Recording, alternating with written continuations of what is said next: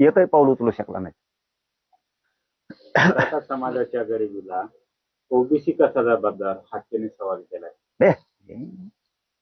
पाटील अंबादास दानवे म्हणले की प्रसाद लाड यांनी काही जातीवंत मराठा नाही, प्रसाद लाड यांनी अंतर्वलीत जाण्याने प्रश्न सुटणार नाही, असं वक्तव्य त्यांनी केलं. काय केलं?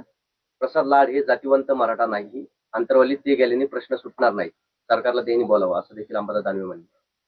नाही नाही, मला कशाला पडायचंय, मला त्याच्यात ते त्यांचा राजकीय इश्यू आहे, ते दोघं एकमेकाला उत्तर देत बसतील, मला त्यात नाही ना पडायचं. इथं मी फक्त एवढंच आहे, जातीवंत असो नसो मी सगळ्यांसाठी जगतो. श्रीमंत मराठ्यांसाठी जगतोय, गरीब मराठ्यांसाठी जगतोय. दानवे साहेब काय बोलले ते त्यांचा राजकीय प्रश्न आहे, दोघं एकमेकाला काय बोलायचंय काय उत्तर द्यायचं ते नक्की देतील. पण मी तरी भाजपच्याही मराठ्यांसाठी जगतोय, जीवाचं रान करतोय. मी काँग्रेस, शिवसेनेच्या, राष्ट्रवादीच्या सगळ्या पक्षाच्या लेकरा बाळांच्या कल्याणासाठी जगतोय. त्यांच्या पक्षात जरी ते आमदार मंत्री असले तरी त्यांचे कार्यकर्ते मराठा आहेत. त्यांच्या लेकीबाळीसाठी, लेकरा बाळांच्या कल्याणासाठी इतका जीव जाळतो आम्ही, इतकं झटतोय की जीवाचं रान करून टाकलं, इतकं लढताना ज्याला त्याला माहित असतं. मला पहिल्याच उपोषणानं इतके हाल आहेत माझे, माझ्या पोटात प्रचंड आग होती, मला पहिलाच प्रचंड त्रास. त्याच्यातही मी या एवढ्या तळपत्या उन्हात, कारण सूर्य आता सध्या इतका आग ओकतोय, आज लोक 11च्या नंतर बाहेर सुद्धा निघत नाहीत 5 वाजेपर्यंत. सकाळी 11 ते तिसरा पारा 5 वाजेपर्यंत बाहेर सुद्धा निघत नाही, 6 वाजेपर्यंत निघत नाही. या तळपत्या उन्हात मी माझ्या समाजाच्या लेकराच्या कल्याणासाठी उन्हात स्वतःला बाजून घ्यायला लागलोय ना.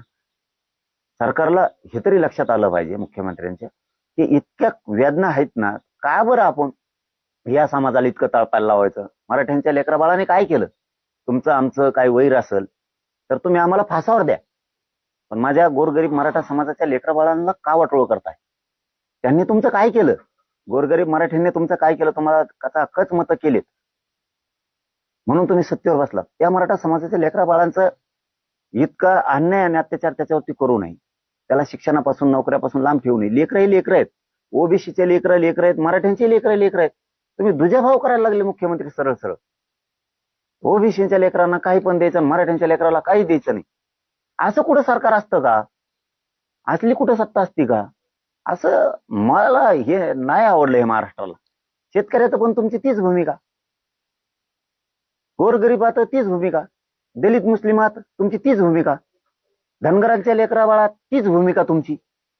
त्या बंजारा समाजाच्या लेकराचं वाटलं झालं, तुम्ही तीच भूमिका. तुम्ही का वागताय काही कळतच नाही. असं तुम्ही लेकरात भेद करू नका. सर्वसामान्याचे लेकर लय पोटाला चिमटा घेऊन गोरगरिबांनी ते लेकर वाढवलेत आणि ते लेकर शिकवले सुद्धा. प्रत्येक आई बापांना वाटतं माझं लेकरू कुठंतरी नोकरीला लागलं, कुठं काय झालं तर आमचं आयुष्य तरी सुखाचं जाईल.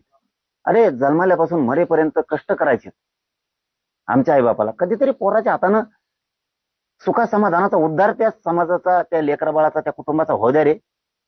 काय केलं यार तुम्हाला गरिबांनी? काय केलं?